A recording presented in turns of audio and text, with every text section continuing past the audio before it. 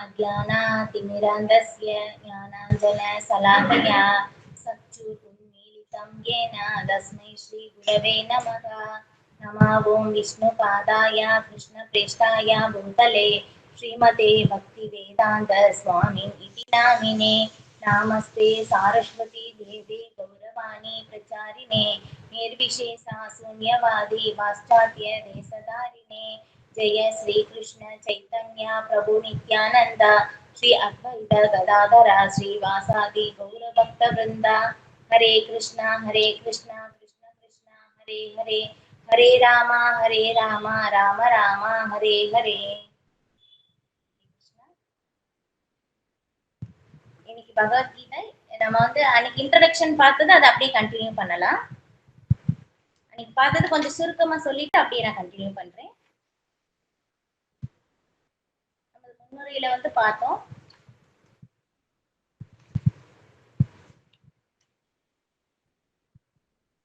கிருஷ்ணர் தான் முழுமுதற் கடவுள் அப்படின்னு சொல்லிட்டு நாமளா எப்படி ஏத்துக்கலாம் அப்படின்னு சொல்லும் போது ஆச்சாரியார்கள் எப்படி அவங்க ஏத்துக்கிட்டாங்களோ அதன்படிதான் நம்ம ஏத்துக்க வேண்டும் அப்படின்னு சொல்லி அதையும் பார்த்தோம். அதுக்கப்புறம் அதுக்கு ஒரு உதாரணம் சொல்லப்பட்டு இருந்தது. ஒரு மருத்துவர் நமக்கு மருந்து கொடுக்குறாங்கன்னா மருத்துவர் அறிவுரைப்படிதான் நம்ம மருந்து சாப்பிடுவோம். இப்ப நாமளா நம்ம இஷ்டப்படி நாம சாப்பிட மாட்டோம் இல்லையா? அந்த ஒரு உதாரணம் சொல்லப்பட்டு இருந்தது. அப்ப வேத ஞானத்தின் அதிகாரிகள் ராமானுஜாச்சாரியார், சங்கராச்சாரியார், அப்புறம் மத்வாச்சாரியார், நிம்பார்க்க சுவாமி, ஸ்ரீ சைத்தன்ய மகாபிரபு, இப்ப அவங்க எல்லாமே கிருஷ்ணர் தான் முழுமுதற் கடவுள் அப்படின்னு சொல்லி உறுதிப்படுத்துறாங்க. இப்ப அதன்படிதான் நம்ம ஏத்துக்கணும். கிருஷ்ணஸ்து பகவான் ஸ்வயம், கிருஷ்ணர் தான் முழுமுதற் கடவுள், ஸ்வயம் பகவான். மற்ற எல்லாருமே பகவானுடைய அவதாரங்கள், ஹம்சங்கள், ஹம்சத்தின் ஹம்சங்கள் தான் அப்படின்னு சொல்லிட்டு அதையும் பார்த்தோம். இப்ப பகவத்கீதை நம்ம அர்ஜுனனுக்கு உபதேசம் பண்ணதுதான் நம்ம பார்த்திருப்போம், நமக்கு தெரியும். அப்ப பகவான் சொல்றாங்க, இதுக்கு முன்னாடி விவஸ்வான் ஆகிய சூரிய தேவனுக்கு நான் உபதேசம் செய்தேன். அது சீட பரம்பரை மூலமாக கீழ் இறங்கி கொண்டு இருந்தது. ஆனா அப்படி இறங்கி வரும்போது இடையில இந்த மாயையின் தாக்கத்தினால் இந்த சீட பரம்பரை கட்டாயிருச்சு. அந்த சீட பரம்பரையை புதுசா திரும்ப சொல்றதுக்காக அர்ஜுனனை தேர்ந்தெடுக்கிறார் அப்படின்னு சொல்லி பார்த்தோம். ஏன் அர்ஜுனனை தேர்ந்தெடுக்கிறார் அப்படின்னு சொல்லி பார்த்தோம். யாராவது சொல்ல முடியுமா? ஏன் அர்ஜுனனுக்கு சொல்றாங்க? எத்தனையோ பேர் இருக்காங்க இல்லையா?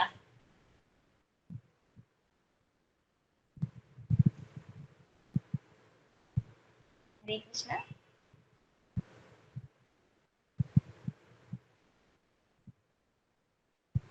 சரி, நான் சொல்லிடுறேன். இப்ப ஏன் அர்ஜுனனுக்கு சொல்றாங்க அப்படின்னாக்கா, அப்ப அர்ஜுனன் பகவானுடைய நண்பனாகவும் பக்தனாகவும் இருப்பதால். இந்த பகவத்கீதை யாருக்கு அப்படின்னாக்கா பக்தர்களுக்காக மட்டும்தான் பகவத்கீதை அப்படின்னு சொல்லிட்டு, ஏன்னா அவங்களாலதான் புரிந்து கொள்ள முடியும் அப்படின்னு சொல்லிட்டு. அதுக்கப்புறம் நம்ம நம்மளும் பகவானோட, ஏன்னா அர்ஜுனன் பகவானோட ஃப்ரெண்டா இருந்தாங்க. அப்ப நாமளும் பகவானோட ஏதோ ஒரு உறவுல இருக்கும். 5 விதமான உறவுகள் அதை பத்தியும் பார்த்தோம். என்னது? ஃபர்ஸ்ட் சாந்த நிலையுடைய பக்தராக இருப்பார், அப்புறம் தொண்டு செய்யும் பக்தராக இருப்பார், அப்புறம் நண்பராக இருத்தல், அதுக்கப்புறம் காதலராக, அதுக்கப்புறம் பெற்றோராக இருத்தல் அப்படின்னு சொல்லிட்டு இந்த 5 விதத்தில் நாமளும் நம்ம எல்லாருக்கும், எல்லா உயிர்வாளிகளுக்கும் பகவானோட இந்த 5 உறவுகளில் ஏதோ ஒரு உறவுகளில் சம்பந்தம் இருக்கு. ஆனா அந்த உறவை நம்ம மறந்துட்டோம். இப்ப அந்த உறவை நம்ம புதுப்பிக்கத்தான் நம்ம என்ன பண்றோம்? இந்த பக்தி தொண்டு சேவைகள் செய்யறோம். இந்த பக்தி தொண்டு நம்ம சேவைகள் தொடர்ந்து செய்யும் போது அந்த பக்குவ நிலை அடையும் போது என்ன ஆகும்? நம்முடைய உண்மையான அந்த ஸ்வரூப நிலை நமக்கு வெளிப்படுத்தப்படும் அப்படின்னு நம்ம பார்த்தோம். அப்ப கிருஷ்ணர் யாரு, கிருஷ்ணரை நம்ம எப்படி ஏத்துக்கணும் அப்படின்னு சொல்லி அர்ஜுனன் சொன்னாங்க. அதையும் பார்த்தோம். பகவான் பரம்பிரம்ம பரந்தாம, பகவான் தான் எல்லாமே, பகவான் தான் எல்லாத்துக்கும் மூலம், பகவான் எல்லாத்தையும் தூய்மைப்படுத்துபவர், எல்லா தூய்மையானவற்றிலும் தூய்மையானவர் பகவான் அப்படின்னு சொல்லி பார்த்தோம். இப்ப இது நம்ம ஒரு ஃப்ரெண்டை குளோரிஃபை பண்ணுவோம் இல்லையா? என்னுடைய ஃப்ரெண்ட் அப்படி, என்னுடைய ஃப்ரெண்ட் அந்த மாதிரி அப்படின்னு சொல்லிட்டு. இப்ப அந்த மாதிரி யாரும் நினைக்க கூடாது அப்படின்னு சொல்றதுக்காக அர்ஜுனன் என்ன சொல்றாங்க? இதை நான் மட்டும் சொல்லல, அசித்தர், வியாசர், தேவலர், நாரதர் அப்படின்னு சொல்லி இவங்க எல்லாருமே ஆச்சாரியர்கள் எல்லாருமே சொல்றாங்க அப்படின்னு சொல்லிட்டு அந்த இதையும் கொடுக்குறாங்க. கோடிங் அந்த அத்தாரிட்டியும் வந்து அர்ஜுனன் வந்து இங்க கொடுக்குறாங்க. நாம வந்து தனியா வந்து எதுவுமே நானா வந்து எதுவுமே சொல்லல, நான் என்னுடைய ஃப்ரெண்ட் அப்படின்னு சொல்லி வந்து நானா குளோரிஃபை பண்ணல, எல்லாருமே வந்து சொல்லியிருக்காங்க அப்படின்னு சொல்லி வந்து அந்த கோட்பாட்டையும் வந்து சொல்றாங்க. இது அப்ப பகவத்கீதை வந்து எப்படி வந்து நம்ம வந்து பார்க்கணும் அப்படின்னு சொல்லும் போது ஆஹ் பகவத்கீதை வந்து எந்த மாதிரி வந்து நம்ம அணுகணும் அப்படின்னு சொல்லி வந்து அதையும் வந்து நம்ம பார்த்தோம். எப்படி பக்தி உணர்வுடன் அணுகப்பட வேண்டும். இப்ப வந்து பகவான் கிருஷ்ணர் வந்து எந்த மாதிரி நம்மள மாதிரி எப்பவுமே வந்து பகவானை வந்து நினைக்க கூடாது. இப்ப நாம இங்க வர்றோம் அப்படின்னாக்கா எப்படி மாயையுடைய கண்ட்ரோலின் மூலமாக நாம செஞ்ச முன்வினையின் அந்த கர்ம வினையின் மூலமாக நம்ம இந்த உடலில் நம்ம வந்து போறதுக்காக நம்ம வந்து வற்புறுத்தப்படுறோம். ஏன்னா நாம எந்த உணர்வை வந்து உருவாக்கிக்கிறோமோ அதுக்கு தகுந்த மாதிரி உடல் நமக்கு வந்து கொடுக்கப்படுது இயற்கையின் சட்டத்தின் மூலமாக. ஆனா பகவான் வர்றது அப்படி கிடையாது. பகவானுடைய அவதாரங்கள் எல்லாமே வர்றது எல்லாமே வந்து இப்படியாம உன்னத தன்மை. நாம வந்து மாயா சக்தியின் மூலமாக வர்றோம். பகவான் வர்றது வந்து அந்தரங்க சக்தியின் மூலமாக பகவான் இங்கே வருகிறார். அதுவும் வர்றது எப்படி பகவானுடைய சுய விருப்பத்தினால். நாம வந்து எப்படி வர்றோம் மாயையின் தாக்கத்தினால் இந்த உடலில் வந்து நம்ம இருக்கிறதுக்காக வற்புறுத்தப்படுறோம். ஆனா பகவான் வர்றது அந்த மாதிரி கிடையாது. பகவானுடைய பிறப்பு எப்படின்னு சொல்லப்பட்டிருக்கு பகவத்கீதை. ஜன்ம கர்ம சமே திவ்யம் யோகம் யோவேதி தத்வதக திக்வா தேகம் புனர்ஜர்ம நைத்திமா ஏதிசோ அர்ஜுனா அப்படின்னு சொல்லிட்டு. இப்ப நம்மளுடைய பிறப்பு மாதிரி பகவானுடைய பிறப்பு கிடையாது. பகவானுடைய பிறப்பு வந்து திவ்யமானவை அப்படின்னு சொல்லி வந்து யார் ஒருவர் வந்து புரிஞ்சுக்கிறாங்களோ அவங்க இந்த பௌதிக உலகில் மீண்டும் பிறவி எடுக்க தேவையில்லை அப்படின்னு வந்து சொல்லப்பட்டிருக்கு. இது இப்ப பகவத்கீதைனா என்ன அப்படின்னு சொல்லி வந்து சொல்லப்பட்டிருக்கு. இப்ப பகவத்கீதை ஏன் நம்ம வந்து தெரிஞ்சுக்கணும் அப்படின்னு சொல்லும் போது நம்ம எல்லாருமே வந்து பௌதிக வாழ்வின் அறியாமையில் வந்து நம்ம இருக்கோம். இப்ப அந்த அறியாமையிலிருந்து வெளியே வர்றதுக்காகத்தான் வந்து பகவத்கீதை நமக்கு கொடுக்கப்பட்டிருக்கு. நாம யாரு, பகவான் யாரு, நமக்கும் பகவானுக்கும் இருக்கின்ற இந்த உறவு என்ன, நாம ஏன் இந்த பௌதிக உலகத்தில் வந்து கஷ்டப்படுறோம், இதுதான் நம்முடைய நிலையா இல்ல இதை தாண்டி வேறொன்று ஏதாவது இருக்கா அப்படின்னு சொல்லி வந்து எப்ப அந்த கேள்விகள் வந்து யாரின் மூலமாக யாருக்கு எழுப்பப்படுதோ அவங்களுக்காக தான் இந்த பகவத்கீதை அப்படின்னு சொல்லி வந்து சொல்லப்பட்டிருக்கு. நாம இந்த உண்மையான குறிக்கோள் நம்முடைய நிலை என்ன அப்படின்னு சொல்லி நம்ம மறக்கும் போதுதான் வந்து இங்கே துன்பம் வந்து நமக்கு ஏற்படுது. யார் ஒரு பகவத்கீதை வந்து படித்து அதன்படி தன்னுடைய வாழ்க்கையை வந்து அமைத்துக் கொள்கிறார்களோ அவங்க வந்து இந்த பிறப்பு இறப்பு சுழற்சியில் இருந்து வெளியே வர முடியும் அப்படின்னு சொல்லி வந்து இது வரைக்கும் நம்ம வந்து பார்த்தோம். இது ஓகே. அடுத்தது வந்து இப்ப நம்ம வந்து பார்க்க போறோம். நான் ரீட் பண்றேன். நான் சொல்லிக்கிட்டே போனா கொஞ்சம் இதாக படிச்சுட்டே இப்ப வந்து நம்ம பார்த்தோம்னா கொஞ்சம் நல்லா தெளிவா புரியும். பகவத்கீதை 5 அடிப்படை உண்மைகளை தெளிவாகவும் முழுமையாகவும் விளக்குகின்றது. முதலாவதாக இறைவனின் விஞ்ஞானமும் பின்னர் ஜீவராசிகளின் உயிர்வாழிகளின் ஸ்வரூப நிலையும் விளக்கப்படுகின்றது. ஈஸ்வரன் என்னும் ஆள்பவரும் ஜீவன்கள் என்னும் ஆளப்படுபவர்களும் இருக்கின்றனர். நான் ஆளப்படவில்லை, சுதந்திரமானவன் என்று ஒருவன் கூறினால் அவன் அறிவற்றவனே. குறைந்தபட்சம் கட்டுண்ட வாழ்விலுள்ள ஜீவன் ஒவ்வொரு விதத்திலும் ஆளப்படுகிறான். எனவே உயர் ஆட்சியாளரும் ஈஸ்வரனும் ஆளப்படும் உயிர்களும் ஜீவன்களும் பகவத்கீதையின் கருப்பொருளாக அமைகின்றனர். பிரகிருதி ஜட இயற்கை, காலம் ஜட இயற்கையில் தோன்றியிருக்கும் காலம் அல்லது முழு பிரபஞ்சத்தின் ஆயுள், கர்மம் செயல் ஆகியவையும் விவாதிக்கப்படுகின்றன. பிரபஞ்ச தோற்றம் பல்வேறு செயல்கள் நிறைந்தது. எல்லா உயிர்வாழிகளும் பலதரப்பட்ட செயல்களில் ஈடுபட்டுள்ளனர். பகவத்கீதையில் இருந்து கடவுள் யார், ஜீவாத்மாக்கள் யாவர், பிரகிருதி என்றால் என்ன, பிரபஞ்ச தோற்றம் என்றால் என்ன, அஃது எவ்வாறு காலத்தால் கட்டுப்படுத்தப்படுகின்றது, உயிர்வாழிகளின் செயல்கள் யாவை என்பனவற்றை எல்லாம் நாம் அறிதல் அவசியம். இப்ப வந்து பகவத்கீதை இப்பதான் வந்து ஸ்டார்ட் ஆகுது. அந்த 5 அடிப்படை கருப்பொருள் என்ன அப்படின்னு சொல்லிட்டு வந்து சொல்லப்பட்டிருக்கு பகவத்கீதையில. இந்த 5 விஷயங்கள் பத்தி தான் வந்து பேசப்படுது. என்னன்னா ஈஸ்வரன், ஜீவாத்மா, ஈஸ்வரன் சொல்றது பரமாத்மா பகவான் நம்ம எப்படி வேணாலும் வந்து வச்சுக்கலாம். அதுக்கப்புறம் ஜீவாத்மா, ஜீவாத்மா யாருன்னா நம்மளை வந்து குறிக்குது, உயிர்வாழிகளை வந்து குறிக்குது. அதுக்கப்புறம் வந்து பிரகிருதி, பிரகிருதி அப்படின்னு சொல்றது வந்து இந்த ஜட இயற்கையை வந்து குறிக்குது. அதுக்கப்புறம் காலம் டைம், அப்புறம் வந்து கர்மா. இப்ப இதெல்லாம் வந்து பார்க்கும்போது பரமாத்மா, ஜீவாத்மா, பிரகிருதி, காலம், இந்த 4ஐயுமே வந்து நம்மளால வந்து மாத்த முடியாது. இது 4மே வந்து பிக்சட். அப்ப வந்து கர்மா. இப்ப அதை நினைத்தால் வந்து என்ன பண்ணலாம்னா நம்ம வந்து மாத்த முடியும். இப்ப அது எப்படி அப்படின்னு சொல்லும் போது அதை பத்தி தான் வந்து பகவத்கீதையில் வந்து பேசப்படுது அப்படின்னு சொல்லிட்டு நான் அந்த லாஸ்ட் கிளாஸ்ல பகவத்கீதையிலையும் வந்து சொன்னேன். இப்ப வந்து கர்மா அப்படின்னு சொல்றது வந்து என்ன சொல்லுவோம், நம்முடைய விதியை வந்து குறிக்கலாம் இல்லையா. இப்ப அந்த விதி அந்த பழமொழி எல்லாம் வந்து நம்ம கேள்விப்பட்டிருப்போம், விதியை மதியால் வெல்லலாம் அப்படின்னு சொல்லிட்டு. இப்ப அந்த மதி அப்படின்னு சொல்றது வந்து என்னன்னா உன்னத அறிவு இல்லையா. மதினா அறிவு. இப்ப அந்த அறிவு அப்படின்னு சொல்றது வந்து உன்னத அறிவு. இப்ப வந்து உன்னத அறிவு அப்படின்னு சொல்லும் போது அது வந்து சாதாரண பௌதிக கல்வி அறிவு கிடையாது. அதன் மூலமாக வந்து நம்ம இந்த துன்பத்திலிருந்து வெளியே வர முடியாது. இங்க பௌதிக உலகத்துல வந்து எப்படி என்ஜாய் பண்ணலாம் அதுதான் வந்து அங்கே சொல்லிக் கொடுக்கப்படுது. ஆனா இங்க பகவத்கீதையில் சொல்லப்பட்டிருக்கும் இந்த உன்னத அறிவை வந்து இதை வந்து நாம படிச்சு இதன் மூலமாக நம்முடைய வாழ்க்கையை அமைத்துக் கொள்ளும் போது நாம வந்து அந்த துன்பத்தில் இருந்து வெளியே வர முடியும். அந்த செயல் என்ன அப்படின்னு சொல்லி அதை பத்தியும் வந்து பகவத்கீதையில் வந்து கொஞ்சம் டீட்டெயிலா வந்து வர வர வந்து எல்லாமே வந்து எல்லாமே பகவான் வந்து சொல்றாங்க. பகவத்கீதையில வந்து நம்ம வந்து பார்க்கலாம். அதுக்கப்புறம் இங்க வந்து நீங்க ஒரு லைன் கொடுத்திருக்காங்க பாருங்க. என்னன்னா, நான் ஆளப்படவில்லை, சுதந்திரமானவன் என்று ஒருவன் கூறினால் அவன் அறிவற்றவனே. குறைந்தபட்சம் கட்டுண்ட வாழ்விலுள்ள ஜீவன் ஒவ்வொரு விதத்திலும் ஆளப்படுகிறான். இதுதான். இப்ப நாம எப்பவுமே வந்து சுதந்திரமானவர் வந்து கிடையாது. நாம எப்பவுமே வந்து கண்ட்ரோல்ல தான் இருப்போம். இதுக்கு ஒரு கதை வந்து ஸ்ரீமத் பாகவதத்திலே வந்து வருது. என்ன அப்படின்னாக்கா வந்து நான் இப்ப சண்டே ஒரு கிளாஸ்லயும் வந்து சொன்னேன். என்னன்னா இப்ப வந்து திருதராஷ்டிர போர்க்களம் எல்லாமே வந்து முடிஞ்சது இல்லையா. போர் எல்லாமே வந்து குருஷேத்திர போர்க்களம் எல்லாமே முடிஞ்சு யுதிஷ்டிர மகாராஜா தான் வந்து அவங்களுடைய ஆட்சி இல்லையா. இப்ப வந்து அதுக்கப்புறம் என்ன, அதுக்கு முன்னாடி என்ன ஆச்சு, திருதராஷ்டிரனுடைய அவங்களுடைய இதனாலதான் வந்து போரே வந்து நடந்தது. ஆனா அப்படி இருக்கும்போது நான் போர் நடந்தது என்னன்னா எல்லாருமே வந்து பாண்டவர்கள் எல்லாமே வந்து இறக்கணும் அந்த ஒரு நோக்கம் தான் திருதராஷ்டிரனுக்கு இருந்தது. ஆனா வந்து நடந்தது அவங்களுடைய 100 மகன்கள் எல்லாருமே வந்து இறந்துட்டாங்க.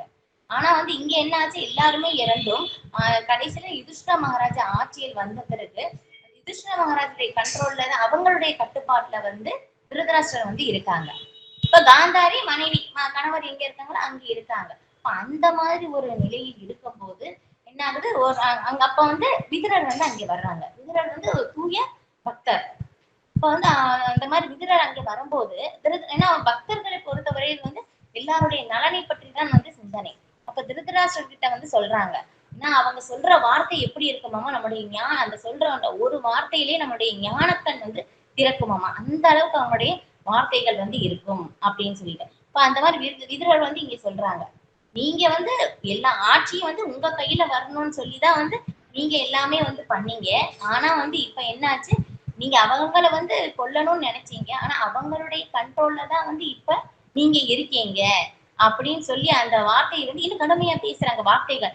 அது பேசின உடனே வந்து திருதராஷ்டிரருக்கு அப்பதான் வந்து தோணுது, ஐயோ நான் இந்த அளவுக்கு இருக்கேனா அப்படின்னு சொன்ன உடனே அவங்க வந்து என்ன பண்றாங்க, யாருக்கிட்டையும் சொல்லாம வீட்டை விட்டு வெளியே போயிடுறாங்க.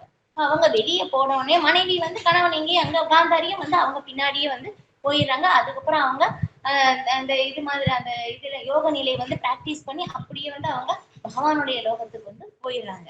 இப்ப அந்த இது இப்ப இங்க என்ன ஆகுதாமா, யுதிஷ்டிர மகாராஜா அப்ப வந்து அவங்க அப்புறம் தேடுறாங்க, ஐயோ திருதராஷ்டிரர் வந்து இல்லையே ரொம்ப வயதானவர் ஆயிட்டு. இப்ப காந்தாரி அவங்க மனைவி அவங்களும் காணாம, ஐயோ நான் வந்து என்ன பண்ணுவேன், எங்க போய் தேடுவேன், அப்ப நான் தானே அவங்கள வந்து பாதுகாப்பு கொடுக்குறேன் அப்படின்னு சொல்லி அவங்க ரொம்ப வருத்தப்படுறாங்க. இப்ப இந்த நிலையில வந்து நாரத முனிவர் அங்க வர்றாங்க.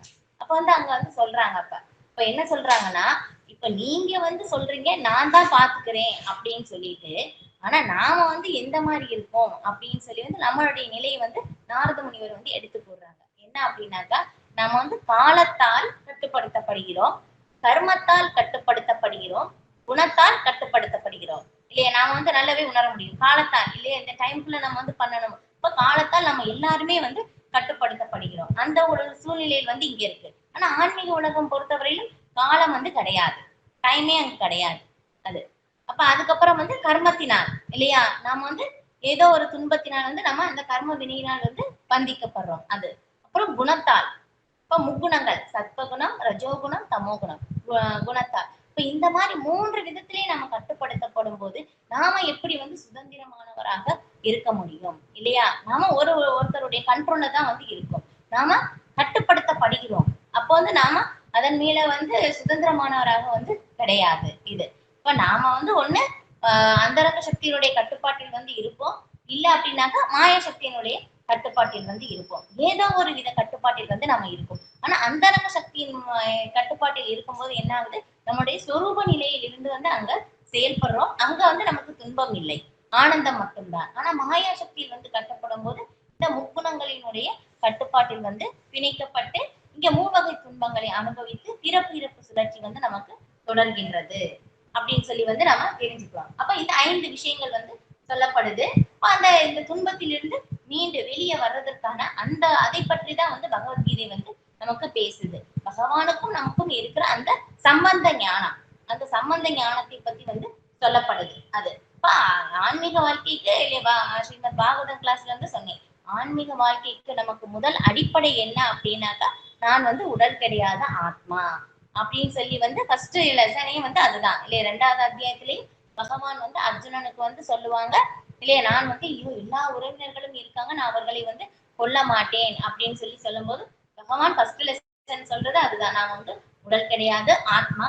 ஆத்மா எப்படிப்பட்டது இல்லையா, நீரால் நனைக்க முடியாதது, நெருப்பால் எரிக்கப்பட முடியாதது, காற்றால் உலர்த்தப்பட முடியாதுன்னு சொல்லி இப்ப நிறைய வந்து ஆத்மாவை பத்தி பகவான் நிறைய வரிசை ஸ்லோகம் வந்து சொல்லிக்கிட்டே வருவாங்க. அப்ப ஆத்மா எப்பவுமே நிரந்தரமானதுதான். இப்ப உடல் தான் அழியுது அப்படின்னு சொல்லி அந்த ஒரு இதை வந்து பகவான் வந்து டீட்டெயிலா வந்து 2வது அத்தியாயத்துல வந்து முழுக்க முழுக்க வந்து சொல்லப்பட்டிருக்கு.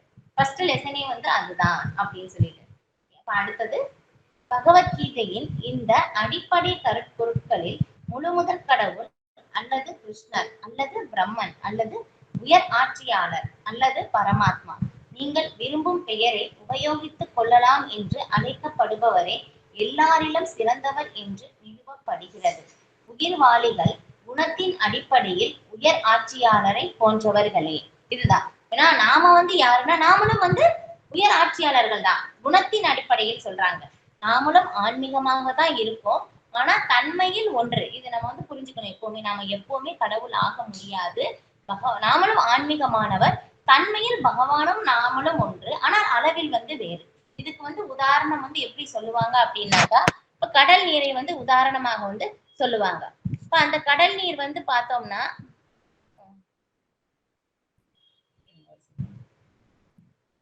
இப்ப கடல் நீரை வந்து பார்க்கும்போது கடல் வந்து எவ்வளவு பெருசா இருக்கு இல்லையா. அப்ப பகவான் வந்து எப்படி சொல்றாங்கன்னா விபு, நாம வந்து அணு.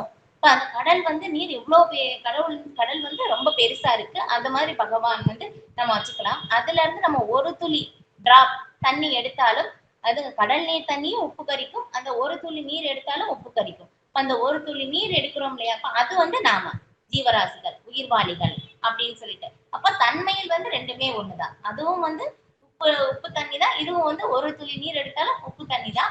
ஆனா வந்து என்ன ஆகுது, அது அளவில் வந்து பெருசாக இருக்கு, இது வந்து அளவில் சிறியதாக இருக்கு. இப்ப அந்த ஒரு உதாரணம் எப்பவுமே. இப்ப தன்மையில் பகவானும் நாமளும் ஒன்றுதான், ஆனா அளவில் வந்து ரொம்ப டிஃபரன்ஸ். பகவான் வந்து விபு, நாம வந்து அணு அப்படின்னு சொல்லிட்டு வந்து புரிஞ்சுக்கணும். இது அடுத்தது பகவத்கீதையின் பின் அத்தியாயங்களில் விளக்கப்படுவதை போல பௌதீக இயற்கையின் பிரபஞ்ச விவகாரங்களில் பகவானுக்கு உயர் அதிகாரம் உண்டு. பௌதீக இயற்கை சுதந்திரமானது அல்ல. முழுமுதற் கடவுளின் ஆணைக்கு இணங்கியே அவள் செயல்படுகிறாள். பகவான் கிருஷ்ணர் கூறுகிறார், மயாத்தியசேன பிரகிருதி சூயதேச சராச்சரம். இப்பௌதீக இயற்கை என் கண்காணிப்பின் கீழ் இயங்குகின்றது.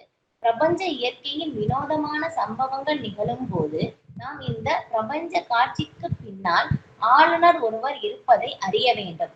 ஆளப்படாத ஒரு பொருளை தோற்றுவிக்கவே இயலாது. ஆளுநர் இருப்பதை கவனிக்காமல் இருப்பது குழந்தைத்தனமே.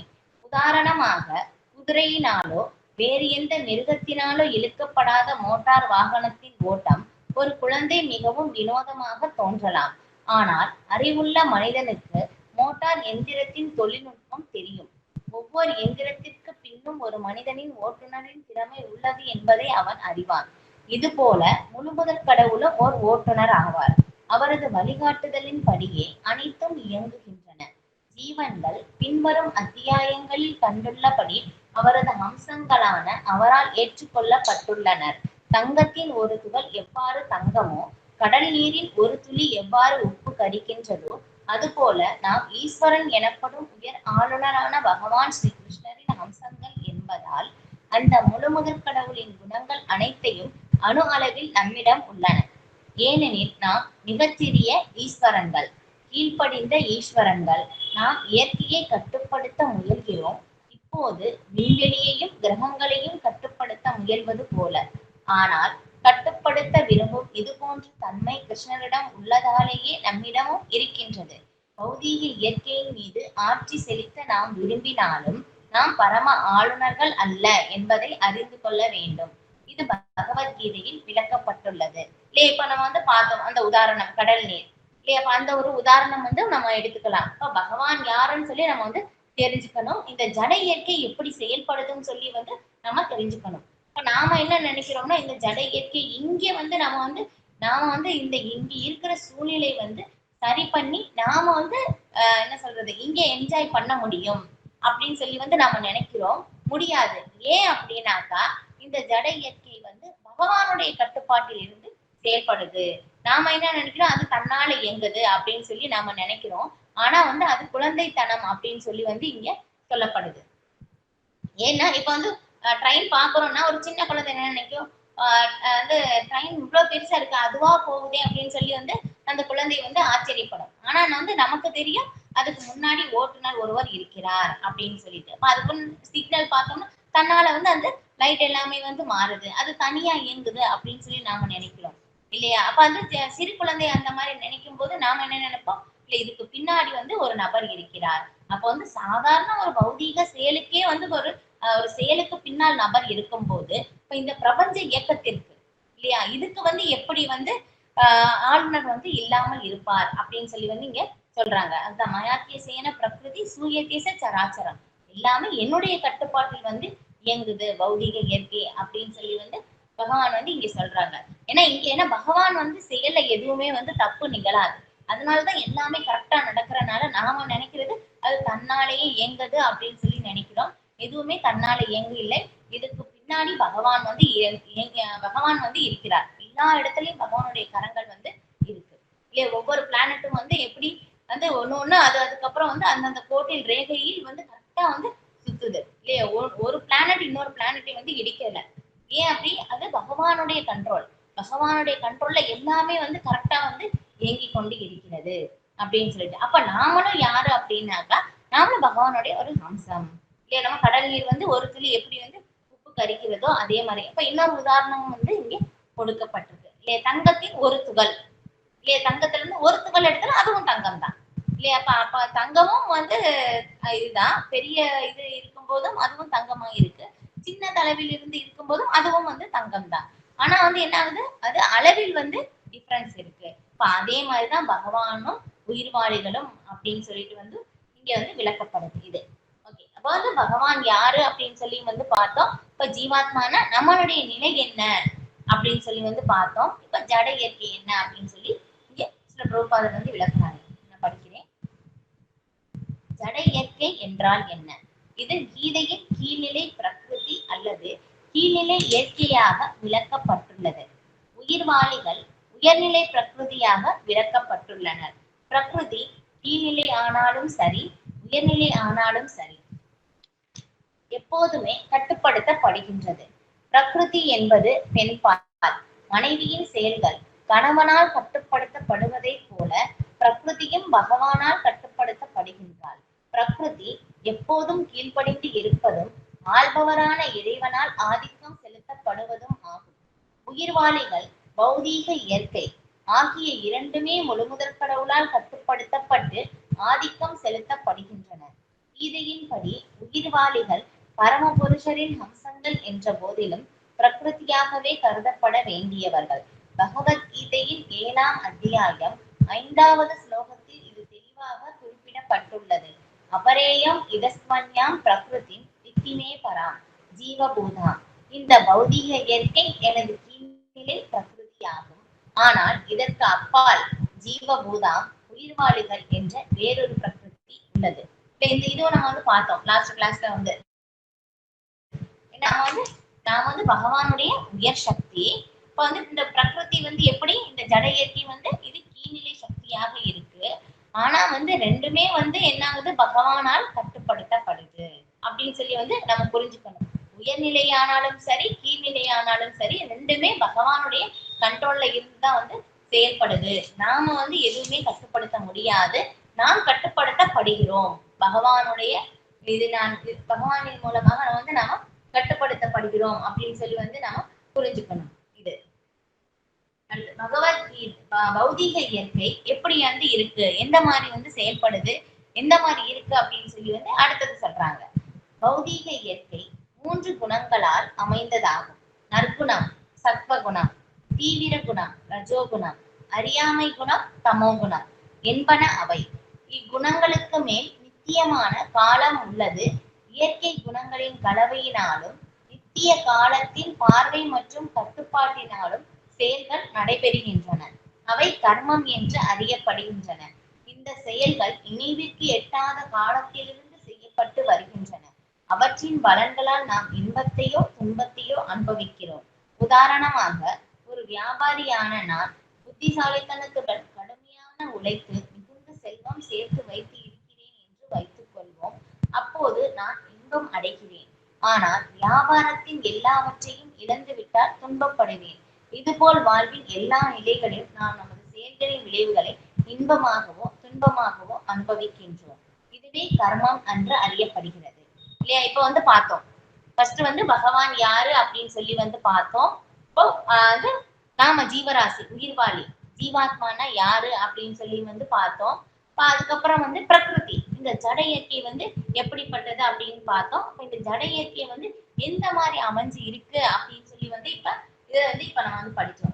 இப்ப வந்து என்னன்னா, அந்த பௌதிக இயற்கை வந்து எப்படி வந்து செயல்படுது, 3 குணங்களின் மூலமாக வந்து செயல்படுது. இப்ப இந்த பகவத்கீதையிலே பாத்தீங்கன்னா, அந்த முன்னாடி பிக்சர் வந்து போட்டு காட்டியிருப்பாங்க. ஒரு 3 லேடி வந்து இருப்பாங்க. அந்த கயிறு வந்து பொம்மலாட்டு வந்து மாதிரி வந்து அந்த கயிறு வந்து பிடிச்சிருப்பாங்க.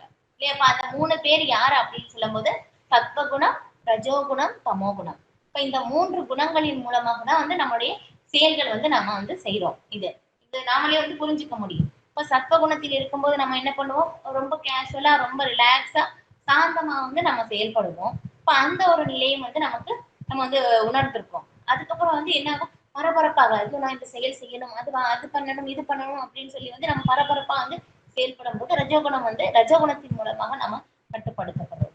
அதுக்கப்புறம் வந்து ஐயோ ஒரு செயல் வந்து செய்யணுமா அப்படின்னு சொல்லி அந்த சோம்பேறித்தனம், அது வந்து தமோகுணம். இந்த 3 குணங்கள் என்ன ஆகுதாமா, இங்க வந்து மாறி மாறி வந்துகிட்டே இருக்கு அப்படின்னு சொல்லிட்டு.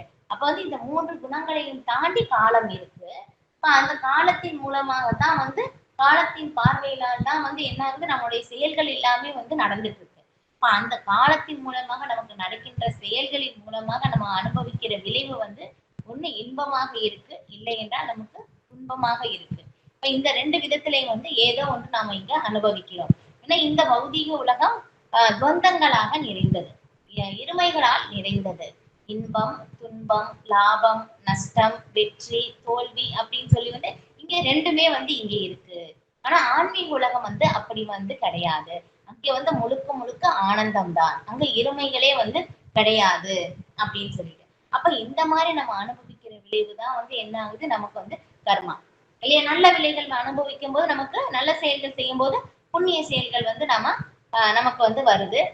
தீய செயல்கள் செய்யும் போது என்ன ஆகுது, நமக்கு வந்து பாவ விளைவுகள், இல்லையா? தவறான தீய செயல்களில் வந்து நம்ம வந்து மாட்டிக்கிறோம். ஒண்ணு இன்பம் துன்பம் வருது, இந்த மாதிரி விளைவுகள் வந்து நம்ம மாட்டிக்கிறோம். பாவ செயலோ புண்ணிய செயலோ ரெண்டுமே பந்தப்படுத்தும். அது பின்னாடி வந்து நம்ம வந்து பார்க்கலாம், கொஞ்சம் கொஞ்சமா வந்து பார்க்கலாம்.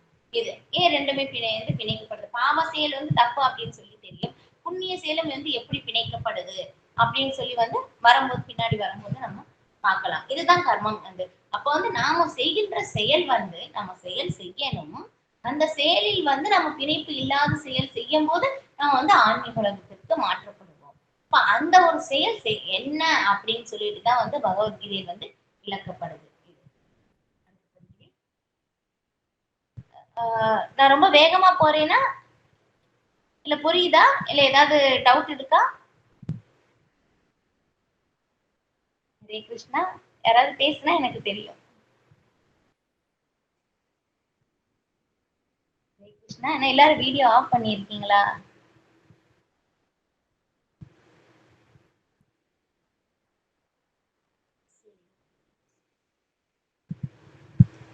ஈஸ்வரன் பரமபுருஷர், ஜீவன் உயிர்வாளி, பிரகிருதி இயற்கை, காலம் நித்திய காலம், கர்மம் செயல் ஆகிய அனைத்தும் பகவத்கீதையில் விளக்கப்பட்டுள்ளன.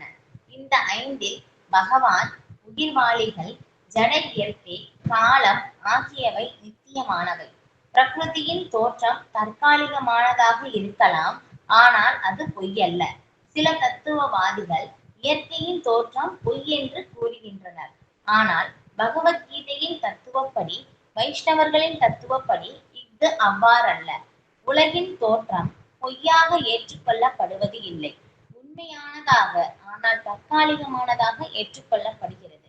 அது வானில் நடந்து செல்லும் மேகம் அல்லது பயிர்களை வளமுற செய்யும் மழைக்காலத்திற்கு ஒப்பிடப்படுகிறது. மழைக்காலம் முடிந்தவுடன் மேகங்கள் அகன்று மழையால் வளம் பெற்ற பயிர்கள் எல்லாம் வாடி விடுகின்றன.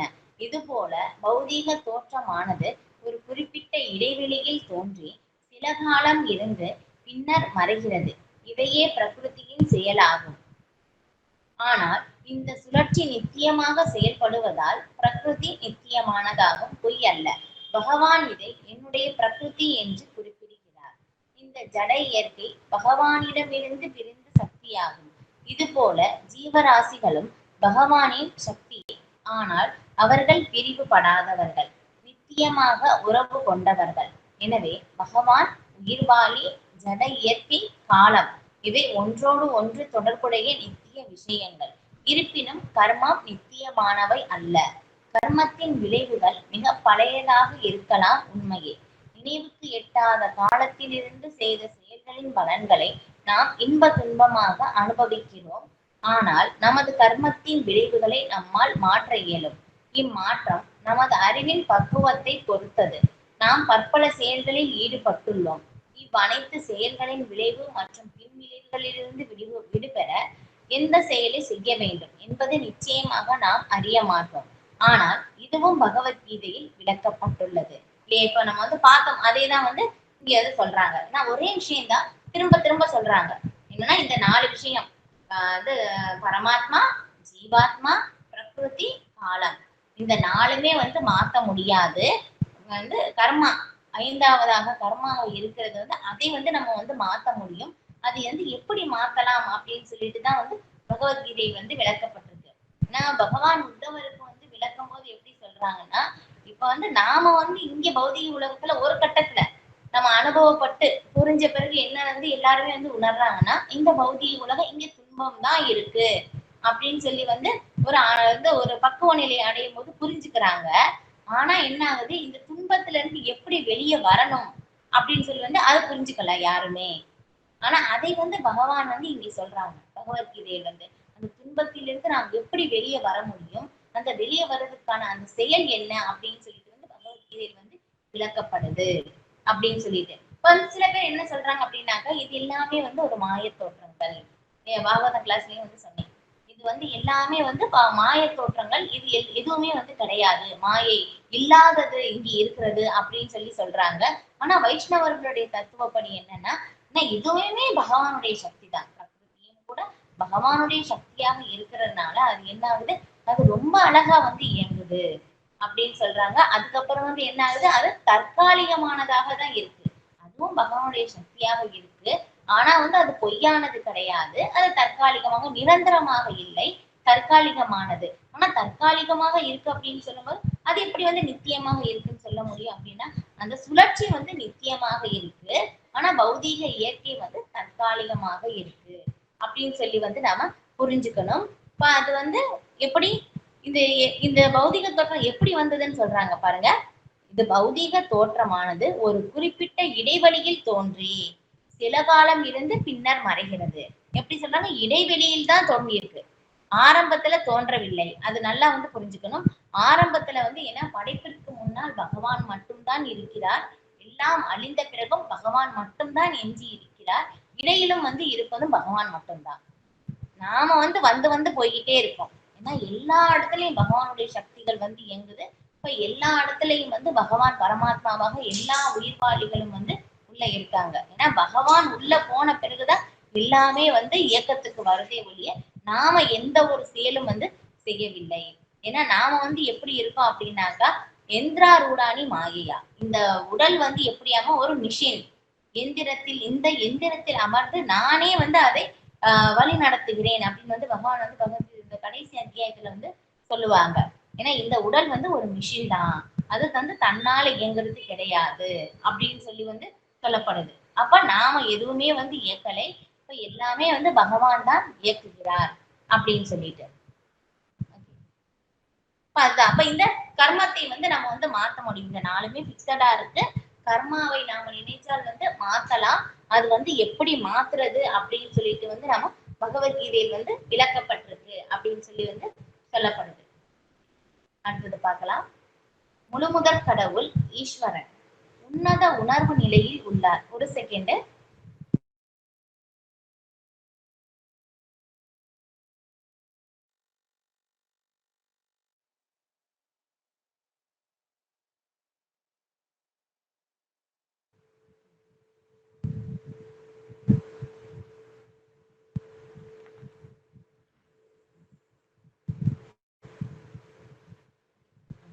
இப்ப வந்து அடுத்தது வந்து முழுமுதற் கடவுள் ஈஸ்வரன் உன்னத உணர்வு நிலையில் உள்ளார். உயிர்வாளிகளான ஜீவன்கள் பகவானின் அம்சங்கள் என்பதால் அவர்களும் உணர்வு உடையவர்கள். ஜட இயற்கை, உயிர்வாளி ஆகிய இரண்டுமே முழுமுதற் கடவுளின் சக்தியாக பிரகிருதியாக விளக்கப்படுகின்றன. ஆனால் இவை இரண்டில் ஒன்றான ஜீவன் உணர்வுடையவன், ஆனால் மற்ற பிரகிருதியோ உணர்வு அற்றது. இதுவே வித்தியாசம். பகவானை போல உணர்வுடன் இருப்பதால் ஜீவ பிரகிருதி உயர்ந்தவனாக சொல்லப்படுகிறான். பகவானுடைய உணர்வு உயர்ந்த உணர்வாகும். அத்தகு உயர்ந்த உணர்வும்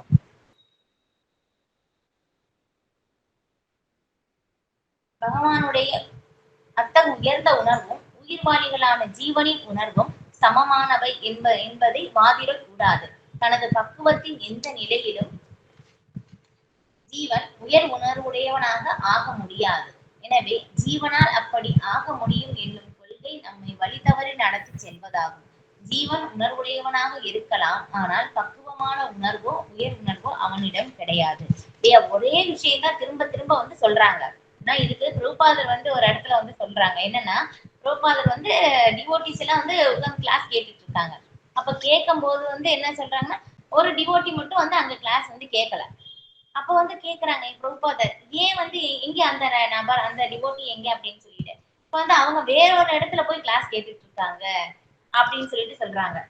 சரி அவங்கள கூட்டிட்டு வாங்க அப்படின்னு சொல்றாங்களாமா. இப்ப அவங்க கூட்டிட்டு வந்து பார்க்கும்போது கேட்கும்போது அவங்க சொல்றாங்க, ஏன் அப்படின்னு சொல்லி, ஏன் வந்து அங்க போய் கேக்குறீங்க இங்க கேட்காங்க அப்படின்னு சொல்லும் போது, நீங்க ஒரே விஷயத்தை தானே திரும்ப திரும்ப சொல்லிக்கிட்டே இருக்கீங்க அப்படின்னு வந்து அந்த டிவோட்டி சொல்றாங்களாமா.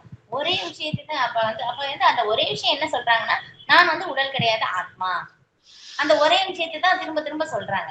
சரி நான் திரும்ப திரும்ப சொல்லிக்கிட்டே இருக்கேன், நீங்க உணர்ந்தீங்களா அப்படின்னு சொல்லி வந்து பிரபுபாதர் வந்து கேக்குறாங்களாமா. இல்ல அப்படின்னு சொல்லி. இப்ப உணரலைன்னா நான் சொல்லிக்கிட்டே இருப்பேன், நீங்க கேட்டுக்கிட்டே இருங்க. இதுதான். ஏன்னா ஒரே விஷயத்தை தான் நாம வந்து அந்த ஒரு பக்குவ நிலை அடையிற வரைக்கும் நாம வந்து திரும்ப திரும்ப வந்து படிக்கணும். புரியலைனாலும் நம்ம வந்து தொடர்ந்து பகவானுடைய நாமத்தை சொல்றது, தொடர்ந்து பகவானை பற்றின விஷயங்களை வந்து கேட்பது, தொடர்ந்து பகவத்கீதை, ஸ்ரீமத் பாகவதம் வந்து நம்ம வந்து தொடர்ந்து செய்யும் போது என்ன ஆகுதாமா, கொஞ்சம் கொஞ்சமா நம்முடைய இருதயம் வந்து தூய்மை அடையுது. அந்த ஒரு கட்டத்துல வந்து பார்க்கும்போது என்ன ஆகுதாமா, நம்ம அந்த பக்குவ நிலை, அந்த என்ன சொல்லப்பட்டு இருக்கிறது, அந்த ஒரு உன்னத தன்மையை வந்து நம்மளால வந்து உணர முடியும். அந்த ஒரு பக்குவ நிலைக்கு வந்து நாம் வந்து வர முடியும் அப்படின்னு சொல்லிட்டு. அதனால வந்து ஒரே விஷயமாக இருந்தாலும் நம்ம வந்து திரும்ப திரும்ப தெரிஞ்சுக்கணும். அதுக்காக தான் வந்து சொல்லப்பட்டிருக்கு இல்லையா. சொல்லுவாங்க, ஒரு விஷயத்தை வந்து நம்ம அழுத்தி சொல்லணும்னா 3 தடவை சொல்லுவாங்க இல்லையா. அந்த பகவானுடைய நாமத்துக்கும் வந்து அப்படி சொல்லப்பட்டிருக்கு. ஹரே நாம ஹரே நாம ஹரே நாம இவ கேவலம் கலவு நாஸ்தியவ கதிரண்யதா அப்படின்னு சொல்லிட்டு இல்லையா. இந்த கலியுகத்தில் வந்து பகவானுடைய நாமத்தை சொல்வதை தவிர வேறு வழி இல்லை, வேறு வழி இல்லை, வேறு வழி இல்லை அப்படின்னு வந்து சொல்லப்பட்டிருக்கு. என்னன்னா ஒரு விஷயத்தை வந்து அழுத்தி கூறணும் அப்படின்னாக்கா 3 தடவை வந்து சொல்லுவாங்க. இப்போ அதே மாதிரிதான் வந்து இந்த 5 விஷயத்தை பத்தி தான் வந்து திரும்ப திரும்ப வந்து பகவத்கீதையில வந்து விவாதிக்கப்பட்டிருக்கு. இப்ப அந்த அது என்ன சொல்லப்பட்டிருக்கு அப்படின்னு சொல்லி வந்து நம்ம புரிஞ்சுக்கணும். இந்த 5 விஷயங்கள் இல்லையா. அப்ப வந்து அந்த 5 விஷயங்கள் வந்து நம்ம வந்து இப்ப திரும்ப திரும்ப வந்து நம்ம வந்து பார்த்தோம் இல்லையா. யாராவது சொல்ல முடியுமா இந்த 5 விஷயங்கள் இப்ப நம்ம வந்து என்னென்ன பார்த்தோம் அப்படின்னு சொல்லிட்டு.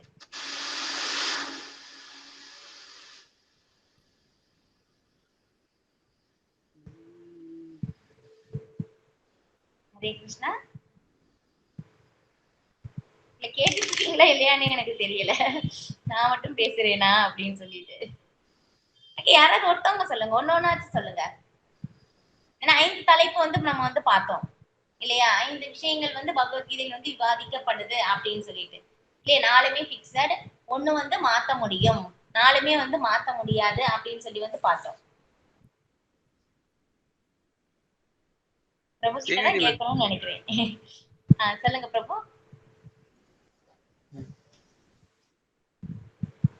ஹரே கிருஷ்ணா. சொல்லுங்க பிரபு.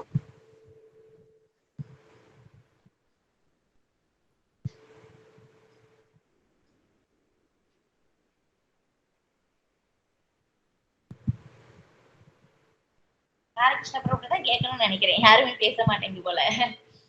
சரி, ஓகே. 5 விஷயங்கள் வந்து பார்த்தோம். என்ன அப்படின்னாக்கா, ஃபர்ஸ்ட் வந்து பரமாத்மா, ஜீவாத்மா, பிரகிருதி. ஹரே கிருஷ்ணா. பேச முடியாது. கொஞ்சம் சவுண்டா பேசுங்க, எனக்கு புரியல பிரபு, எரிச்சலா இருக்கு. ஹரே கிருஷ்ணா மாதாஜி. சொல்லுங்க சொல்லுங்க பிரபு, கேக்குது. மாதாஜி, நீங்க சொன்னது இந்த 5 இது வந்து ஃபர்ஸ்ட் பகவானை பத்தியும், 2வது ஜீவாத்மாவை பத்தியும், 3வது வந்து ஜட இயற்கை பத்தியும், 4வது காலம், 5வது வந்து கர்மாவை பத்தி சொல்லியிருக்கீங்க. Okay, correct Prabhu. Thank you Prabhu. Okay, Hare Krishna Mataji. Hare Krishna. Okay. அப்ப இந்த 4மே வந்து மாத்த முடியாது, 1 மட்டும் வந்து மாத்த முடியும். அது என்ன மாத்த முடியும்? கர்மாவை மட்டும் மாத்த முடியும் மாதாஜி. கரெக்ட். தேங்க் யூ பிரபு. அப்ப வந்து என்னன்னா, அப்ப இந்த கர்மாவை வந்து மாத்த முடியும். இந்த கர்மாவை வந்து எப்படி மாத்தலாம் அப்படின்னாக்கா, அதற்குரிய செயல் என்ன அப்படின்னு சொல்லி பகவத்கீதை வந்து பின்னாடி வந்து முழுக்க முழுக்க வந்து விளக்கப்படுது அப்படின்னு சொல்லிட்டு. அப்ப இப்ப நம்ம வந்து படிச்ச அந்த பேரால பார்த்தது என்னன்னா, நாம யாரு, பகவான் யாரு. இப்ப நாம வந்து பகவானோட ஒரு சிறு அம்சமாக வந்து இருக்கோம் அப்படின்னு சொல்லிட்டு. இப்ப பகவான் வந்து எப்படி இல்லையா, கடல் மாதிரி, அதுல இருக்கிற ஒரு துளி மாதிரி, தங்கத்தின் ஒரு துகள் எப்படியோ தங்கமோ அதே மாதிரிதான் நாமும் அப்படின்னு சொல்லிட்டு வந்து சொல்றோம். இதுக்கு வந்து ஒரு உதாரணம் வந்து சொல்லலாம். என்ன அப்படின்னாக்கா, இப்ப வந்து ஒரு பெரிய மிஷின் இருக்கு இல்லையா? அந்த ஒரு பெரிய மிஷின் இருக்கு அப்படின்னாக்கா, அதுல இருந்து ஒரு சின்ன ஒரு போல்ட், ஒரு நட்டு மட்டும் வந்து கலண்டுருச்சு. இப்ப அது வந்து கலண்டு கீழே விழுந்துருச்சு அப்படின்னாக்கா, அந்த மிஷினுக்கு ஏதாவது ஒரு இழப்பு இருக்கா அப்படின்னு கேட்டோம்னா கண்டிப்பா இல்ல இல்லையா? அது ஒரு சின்ன நட்டு தான், அது படுக்க அந்த மிஷின் வந்து இயங்கிக்கிட்டு இருக்கும். அது ஒண்ணும் இது இல்ல. ஆனா வந்து என்ன ஆச்சு, அந்த நட்டு அந்த மிஷின்ல இருந்து கீழே விழுந்ததுனால அதுக்கு எந்த வேல்யூ இல்லாம போச்சு. ஆனா அந்த மிஷினோட அது சேர்ந்து இருக்கும்போது அதுக்கு வந்து வேல்யூ இருக்கு. அதே மாதிரிதான் பகவானோட இங்க சொல்லி இருக்கிற மாதிரி உயிர்வாளிகளாகிய ஜீவன்கள் நாம் யாருன்னா பகவானின் ஹம்சங்கள், பகவானுடைய ஒரு ஹம்சமாக வந்து நாம இருக்கோம். அப்ப வந்து என்ன ஆகுது, நம்ம பகவானோட அங்க பிரிஞ்சு வந்ததுனால நமக்கு எந்த வேல்யூமே நமக்கு கிடையாது. இப்ப இன்னொரு உதாரணம் சொன்னாலும் இன்னும் நல்லா புரியும். இப்ப வந்து பார்த்தோம்னா நெருப்பு வந்து நல்லா எரியுது இல்லையா? ரொம்ப பெரிய தீ எரிஞ்சுக்கிட்டு இருக்கு. அந்த நெருப்புல இருந்து பார்க்கும்போது அந்த தீயில இருந்து குட்டி குட்டியா அந்த தீப்பொறிகள் எல்லாமே அந்த நெருப்புல இருந்து வெளியே வந்து சிதறி விழும் இல்லையா? கவனிச்சிருப்போம் நம்ம. இப்ப அந்த சிதறி விழுகும் போது என்ன ஆகுது, அந்த நெருப்பு தூரத்துல அந்த தீப்பொறி விழும்போது என்ன ஆகும், கீழே விழுந்து அது அணைஞ்சிரும். அவ்வளவுதான். அதுக்கு வந்து எந்த இதுவும் கிடையாது. ஆனா வந்து அந்த தீப்பொறி வந்து நெருப்போட சேர்ந்து இருக்கிற வரைக்கும் அந்த நெருப்புக்கு வந்து அந்த தீக்கு வந்து வேல்யூ இருக்கு.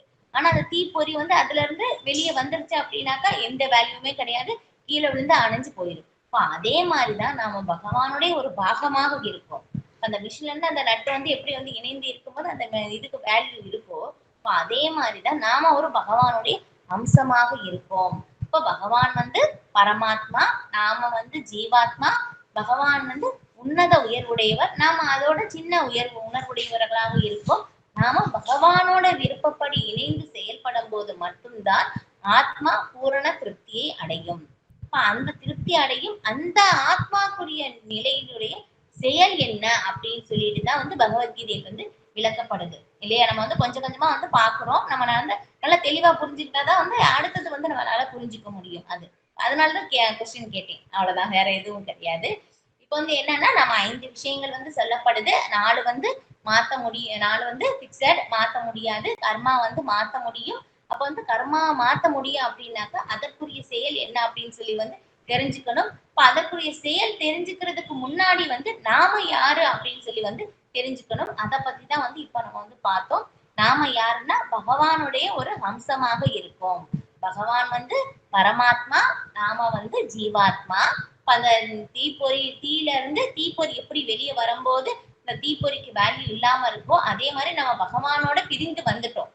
இப்ப நாம வந்து பிரிந்து வந்து தனியாக வந்து ஆனந்தத்தை அனுபவிக்கணும்னு சொல்லி பாக்குறோம். கண்டிப்பா வந்து முடியாது. ஏன்னா நம்மளுடைய நிலை பகவானோட ஒன்றிதான் இருக்கு. நம்ம பகவானுடைய அம்சமாக தான் இருக்கோம். தனித்து வந்து நம்மளால வந்து எதுவுமே இயங்க முடியாது. இங்க முன்னாடியும் பார்த்தோம் இல்லையா? உயர் நிலை பிரகிருதியாக இருந்தாலும் தாழ்ந்த நிலையாக இருந்தாலும் ரெண்டுமே என்னுடைய கட்டுப்பாட்டில் தான் இயங்குது அப்படின்னு வந்து பகவான் சொல்றாங்க.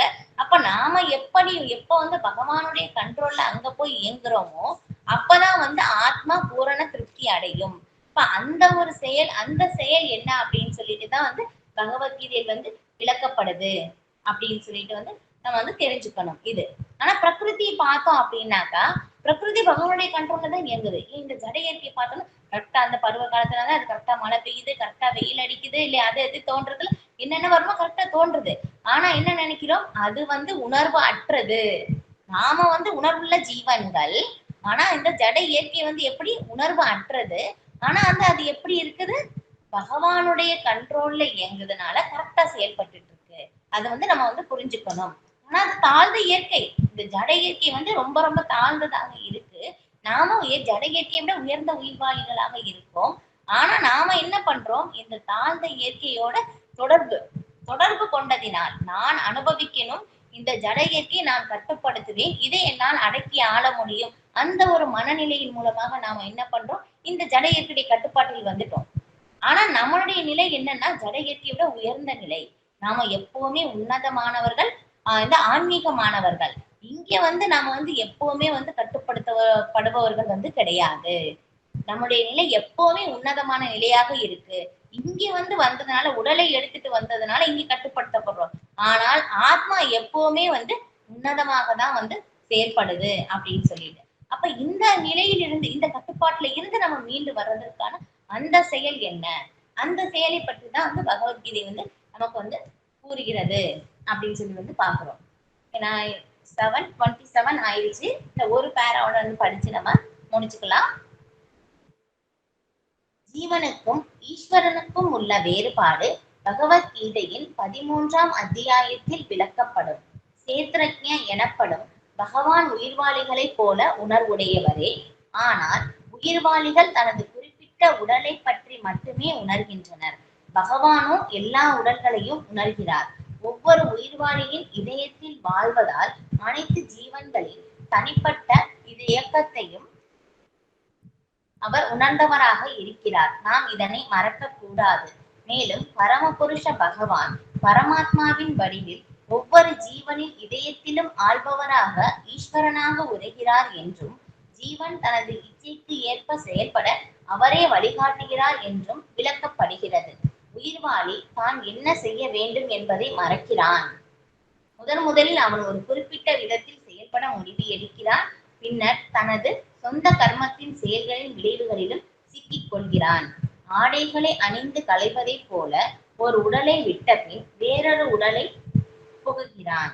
இவ்வாறு மாறும்போது தனது கடந்த கால செயல்களுக்கு ஏற்ப விளைவுகளையும் பின்விளைவுகளையும் அனுபவிக்கிறான். தூய்மையுடன் சத்வகுணத்தின் நிலை பெற்று தாம் மேற்கொள்ள வேண்டிய செயல்கள் யாவை என்பதை அவன் புரிந்து கொள்ளும் போது இந்த கர்மங்களை மாற்ற முடியும். அவன் அவ்வாறு செய்வதால் தான் கடந்த கால செயல்களின் விளைவுகளையும் பின்விளைவுகளையும் மாற்றிவிட முடியும். எனவே கர்மம் என்பது நித்தியமானது அல்ல. இதன் காரணத்தால் தான் 5 விஷயங்களில் ஈஸ்வரன், ஜீவன், பிரகிருதி, காலம் மற்றும் கர்மம் 4 நித்தியமானவை, கர்மம் நித்தியமானவை அல்ல என்கிறோம். இப்ப இங்க சொல்லியிருக்காங்க பாருங்க. இப்ப இதுல சொல்லியிருக்கும் போது என்னன்னா, இன்னொரு தடவை படிச்சுட்டு சொல்றேன். தூய்மையுடன் சத்வகுணத்தின் நிலை பெற்று தான் மேற்கொள்ள வேண்டிய செயல்கள் யாவை என்பதை அவன் அறிந்து கொள்ளும் போது இந்த கர்மங்களை மாற்ற முடியும். அவன் அவ்வாறு செய்வதால் தனது கடந்த கால செயல்களின் விளைவுகளையும் பின்விளைவுகளையும் மாற்றிவிட முடியும். இதுதான் ஏன்னா பக்தி அப்படின்னு சொல்லும் போது சாதாரண விஷயமே கிடையாது. ஏன்னா கர்மாணி நித்தஹரி கிஞ்சிஜ பக்தி பாஜா. பிரம்ம சம்ஹிதையில வந்து பிரம்மா வந்து பாடுறாங்க. அதுல சொல்லும் போது இந்த நம்முடைய எல்லா பாவ விளைவுகளையும் இனி நாம வந்து செய்தி இப்ப வந்து என்னன்னா பாவத்தின் அந்த பழுத்ததை தான் வந்து நம்ம அனுபவிக்கிறோம். வந்து ஒரு நான் சின்ன சுருக்கமா மட்டும் சொல்றேன், நம்ம பின்னாடி வரும்போது டீட்டெயிலா பார்க்கலாம். இப்ப வந்து என்ன ஆகுதாமா, நம்ம வந்து இதுக்கு ஒரு செடியின் உதாரணம் வந்து சொல்லுவோம் இல்லையப்பா. அந்த இப்போ ஒரு செடியை வந்து விதைக்கிறோம் அப்படின்னாக்க என்ன ஆகுது, ஃபர்ஸ்ட் வந்து அந்த விதையை வந்து விதைக்கிறோம். அப்ப அது சில காலம் கழிச்சு வந்து அது வந்து சின்னதா வந்து முளைக்கும். அதுக்கப்புறம் வந்து அதுல இருந்து பூ வரும், அதுக்கப்புறம் காய், பழம். அந்த பழத்தை தான் வந்து நம்ம வந்து அனுபவிக்க முடியும். இப்ப அதே மாதிரிதான் அந்த கர்ம வினையும் இதுக்கு உதாரணமாக நம்ம எடுக்கலாம். இப்ப நம்ம கர்மத்தில் நம்ம செய்யற பாவமோ புண்ணியமோ அது வந்து எது பழுத்து இருக்கோ இப்ப நம்ம அனுபவிக்கிறது அது. இனி நாம வந்து என்ன ஆகுது, அனுபவிக்க வேண்டிய பாவத்தின் பலன்கள் புண்ணியத்தின் பலன்கள் பின்னாடி வந்து விதையா நிக்குது. இன்னும் விதை வடிவம் கூட எடுக்கல, இன்னும் முளைக்கவும் இல்லை, இன்னும் பின்னாடி நமக்கு வரிசையா நிக்குது. ஆனால் நாம பகவானுக்கு செய்கின்ற அந்த சின்ன பக்தி தொண்டு சேவை அது என்ன ஆகுதாமா, கர்மாணி நித்தஹதி கிந்துஜ பக்தி பாஜா. இனி நாம வந்து இப்ப நடக்குது, இப்ப பழுத்தது ஒண்ணும் பண்ண முடியாது. ஆனா இனி வரப்போற விதையா இருக்கிறது, விதை வடிவம் எடுக்காதது, இன்னும் முளைக்காதது, அது எல்லாத்தையும் வந்து அழிச்சிருது. இதுதான் பக்தியினுடைய ஸ்பெஷல். அதுதான் கர்மாவை மாற்ற முடியும் அப்படின்னு வந்து சொல்றாங்க. இப்ப எல்லா சூழ்நிலைகளிலும் வந்து நாம என்ன பண்றோம், தொடர்ந்து பகவானுக்கான அந்த பக்தி தொண்டு சேவை. எல்லா சூழ்நிலையிலும் பகவானுடைய பக்தி தொண்டு சேவை எளிய முறையில் இல்லையே. பகவானுடைய நாமம் ஹரே கிருஷ்ணா கிருஷ்ண கிருஷ்ணா ஹரே ஹரே, ஹரே ராமா ராம ராமா ஹரே ஹரே. இப்ப எல்லா சூழ்நிலையிலும் வந்து நம்ம தொடரப்பட வேண்டும். இனி நமக்கு வந்து நடக்கிற பெருசா ஏதாவது நமக்கு நடக்கணும் அப்படின்னு இருந்தாலும், இப்போ ஒரு ஃபார் எக்ஸாம்பிள் நபருக்கு வந்து இந்த நேரத்துல இந்த இடத்துல வந்து ஒரு ஆக்சிடென்ட் ஆகணும் இருக்கு அப்படின்னாக்கா அந்த நபர் வந்து பக்தி எடுத்துட்டாங்க அப்படின்னாக்கா இவங்களுக்கு என்னாகும், ஒரு சிறிய கீறலோட வந்து முடிஞ்சிடும். இப்போ பகவான் எல்நிலையிலும் பக்தரை வந்து பாதுகாக்கிறார். அதுதான் பகவானுடைய சிறப்பு. அதுதான் இங்க சொல்றாங்க, பக்தி வந்து கர்மாவை வந்து நம்ம வந்து மாற்ற முடியும் அப்படின்னு சொல்லிட்டு வந்து இதுல எக்ஸ்பிளைன் பண்றது நிறைய இருக்கு. நான் சுருக்கமா மட்டும் சொல்லிடுறேன். நெக்ஸ்ட் கிளாஸ் இருக்கிறத நம்ம வந்து கண்டினியூ வந்து பார்க்கலாம். அப்ப வந்து இங்க பகவான் யாரும் நம்ம யாருன்னு சொல்லி இன்னொரு நிலையும் வந்து இங்க விளக்குறாங்க. பகவான் வந்து எப்படி இருக்காங்க, எல்லா உயிர்வாளிகளிலும் பரமாத்மாவாக வீற்று இருக்கிறார். இப்ப நாம என்னன்னா நமக்கு ஏதாவது ஒரு வலி வேதனை ஏதாவது ஆனந்தம் எது வந்தாலும் என்ன ஆகும், நமக்கு நடக்கிறது நாம உணர முடியும். நம்ம பக்கத்துல இருக்கிற யாராக இருந்தாலும் உணர முடியாது இல்லையா. தாய் குழந்தை இல்லையா, 2 பேர் இருந்தாலும் அந்த குழந்தையுடைய வேதனை அந்த குழந்தைக்கு மட்டும்தான் தெரியும். அம்மானால உணர முடியாது. அந்த வேதனையை நம்ம அனுபவிக்கிறோம்னா இந்த மாதிரி இருக்கும்னு சொல்லி உணரலாமே ஒழிய அங்கே உள்ள என்ன நடக்குது அப்படின்னு சொல்லி அதை நம்மளால வந்து தெரிந்து கொள்ள முடியாது. நமக்கு வந்து ஏற்படுகின்ற அந்த உடலை வந்து நாம மட்டும்தான் வந்து உணர முடியும். ஆனா பரமாத்மா எல்லா ஜீவராசிகளுக்கும் உள்ளேயும் இருக்கிறனால எல்லா ஜீவராசிகளுக்கும் உள்ளே நடக்கிறது வந்து என்ன ஆகுது, எல்லாமே வந்து உணர முடியும். அதுக்கப்புறம் வந்து நாம என்ன நினைக்கிறோம்னா இங்க வந்து ஒரு செயல் வந்து செய்யணும் அப்படின்னு சொல்லி நம்ம ஆசைப்படுறோம். ஆனா அது ஆசைப்படுறது எல்லாமே வந்து நமக்கு நடக்குதா அப்படின்னு கேட்டோம்னா இல்ல. ஏன்னா அந்த கர்ம வினைப்படி வந்து நாம செய்யற அந்த வினையின் படி வந்து நமக்கு வந்து வேற மாதிரி வந்து நமக்கு வந்து மாறுது. அதுக்கப்புறம் வந்து பகவான் என்ன பண்றாங்கன்னா உள்ள இருந்து நமக்கு அனுமதி கொடுக்கிறார். உபதிஷ்டா அனுமந்தா அப்படின்னு சொல்லிட்டு வந்து நாம செய்யற செயல்களுக்கு வந்து நான் இந்த செயலை செய்யணும் அப்படின்னு சொல்லி நம்ம உள்ள இருந்து ஆசைப்படும் போது நீ இது செய் அப்படின்னு சொல்லி பகவான் வந்து நமக்கு அனுமதி கொடுக்கிறார். அந்த அனுமதி கொடுக்கும் போது என்ன ஆகுது, அந்த செயல் வந்து தவறாக இருக்கும் போது பகவான் நல்ல செயலோ தீய செயலோ எதுவாக இருந்தாலும் நம்ம ஆசைப்பட்டா பகவான் அனுமதி கொடுத்தாதான் நமக்குனால அது செய்ய முடியும். அதனால அது நல்ல செயலாக இருந்தா ஓகே. இதே தவறான செயலாக இருந்தா என்ன ஆகும்னா அதுக்கும் பகவான் அனுமதி கொடுக்கிறார். அந்த தவறான செயல் செய்யறதுக்கு நம்ம ஆசைப்பட்டதினால் பகவான் வந்து அதுக்கு நமக்கு ஹெல்ப்பும் பண்றாங்க. ஆனா கடைசியில என்ன ஆகுது, தவறான செயல் செஞ்சதுனால நம்ம மாட்டிக்கிறோம். அதை பத்திதான் வந்து இங்க சொல்றாங்க. பாருங்க, முதலில் அவன் ஒரு குறிப்பிட்ட விதத்தில் செயல்பட முடிவெடுக்கிறான். பின்னர் தனது சொந்த கர்மத்தின் செயல்களின் விளைவுகளிலும் சிக்கிக் கொள்கிறான். இதுதான் நான் ஒரு சின்ன உதாரணம் மட்டும் சொல்றேன், நல்லா புரியும். இப்போ வந்து ஒரு திருடன் வந்து இருக்காங்க அப்படின்னாக்கா அந்த திருடன் வந்து நினைக்கிறாங்க, ஓகே நான் வந்து இன்னைக்கு திருடணும் அப்படின்னு சொல்லிட்டு. அப்ப இது மட்டும் தான் நம்மளால தெரியும், இதை தாண்டி நமக்கு யோசிக்க தெரியாது. அப்ப வந்து நாம ஆசைப்பட்டுட்டோம் இல்லையா, அந்த திருடன் வந்து திருடணும்னு சொல்லி ஆசைப்பட்டாச்சு. இப்ப ஆசைப்பட்டவொன்னே என்ன ஆகுது, அப்ப திருடணும். அதுக்குரிய வழிமுறையும் தெரியணும். அந்த வழிமுறை தெரியாது. அப்ப பகவான் என்ன பண்றாங்க, ஆசைப்பட்டதுனால் உள்ள இருந்து நமக்கு வந்து அந்த வழிகாட்டுதல் வந்து சொல்றாங்க. எப்படி? ஓகே, நீ வந்து இந்த டயத்துக்கு இந்த வீட்டுக்கு போ, இந்த மாதிரி இந்த டயத்துல போய் இந்த மாதிரி வந்து நீ திருடு அப்படின்னு சொல்லி பகவான் வந்து வழிகாட்டுகிறார். இது நல்லா வந்து புரிஞ்சுக்கணும். நாம ஆசைப்பட்டோம், நம்மளால தனியா இயங்க முடியாது, பகவான் தான் வழி நடத்துகிறார். ஆனா வந்து பகவான் நாம விருப்பப்பட்டதினால் அந்த தவறான செயலுக்கும் பகவான் தான் வந்து வழிகாட்டுகிறார். அந்த தவறான செயல் நாம செஞ்சதுனால என்ன ஆச்சு, அந்த திருடுறது தவறான செயல். இப்ப அது செஞ்சதுனால நாம வந்து என்ன ஆகுறோம், மாட்டிக்கிறோம். இந்த மாதிரிதான் வந்து ஒவ்வொரு செயலிலும் வந்து நம்ம மாட்டிக்கிறோம். இந்த மாதிரிதான் வந்து நமக்கு இங்க பிணைப்பு வந்து ஏற்படுது. ஆனால் நாம எப்போ வந்து பகவத்கீதை வந்து அதன்படி அதில் சொல்லப்பட்டிருக்கின்ற உபதேசங்களின் படி வந்து நாம படிச்சு அதன்படி நம்ம வாழ்க்கையை அமைத்து கொள்ளும் போது, பகவானோட ஒவ்வொரு வார்த்தையும் வந்து பகவான் சொன்ன வார்த்தைகள், அதன்படி நம்ம வந்து செயல்படும் போது, ஒவ்வொரு செயலும் செய்யும் போது அங்க பிணைப்பு ஏற்படாது. இப்ப பிணைப்பு ஏற்படல அப்படின்னாக்க என்ன ஆகும்னா, இங்க வந்து நம்ம இங்க பிறப்பு வந்து எடுக்க மாட்டோம். திரும்பி பகவானுடைய லோகத்துக்கு வந்து போயிருவோம். நம்முடைய ஸ்வரூப நிலையிலிருந்து பகவானுடைய சேவைக்கு, ஆன்மீக உலகத்திலிருந்து நம்ம வந்து பகவானுடைய சேவை வந்து செய்வோம். ஏன்னா நம்முடைய உண்மையான நிலை அதுதான். நம்முடைய உண்மையான இருப்பிடமும் அங்கேதான். பகவானுக்கும் நமக்கும் மட்டும்தான் அந்த நித்திய உறவு இருக்கு அப்படின்னு சொல்லி வந்து நம்ம தெரிஞ்சுக்கிறோம். ஓகே, நான் வந்து இதோடைய வந்து ஸ்டாப் பண்ணிக்கிறேன். ஏதாவது கேள்விகள் வந்து யாராவது இருந்தா சொல்லுங்க.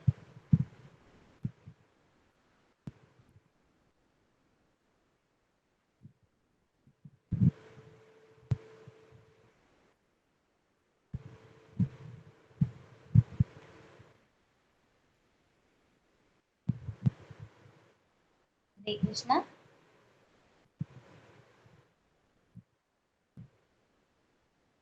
ஓகே, யாருக்கு கேள்வி இல்லைன்னா நான் வந்து முடிச்சுக்கிறேன் இதோட. நான் நெக்ஸ்ட் கிளாஸ் வந்தேன் அப்படின்னாக்கா நான் கொஸ்டின் கேட்பேன். நீங்க கண்டிப்பா யாராவது சொல்லணும், எல்லாருமே சொல்லணும் ஒவ்வொரு பாயிண்ட். நான் யார் யார் நேம் லிஸ்ட் எல்லாம் வந்து நான் பார்த்து வச்சிருக்கேன். நான் ஸ்கிரீன்ஷாட் கூட எடுத்து வச்சிருக்கேன். கண்டிப்பா கேட்பேன் எல்லாரையும். அதனால வராம இருந்துடாதீங்க கிளாஸ்க்கு. தேங்க்யூ. अंचा कल्पतरुभ्यश्च कृपासिन्धुभ्येव च पतितानां पावनेभ्यो वैष्णवेभ्यो नमो नमः. हरे कृष्णा प्रभुजी. हरे कृष्णा।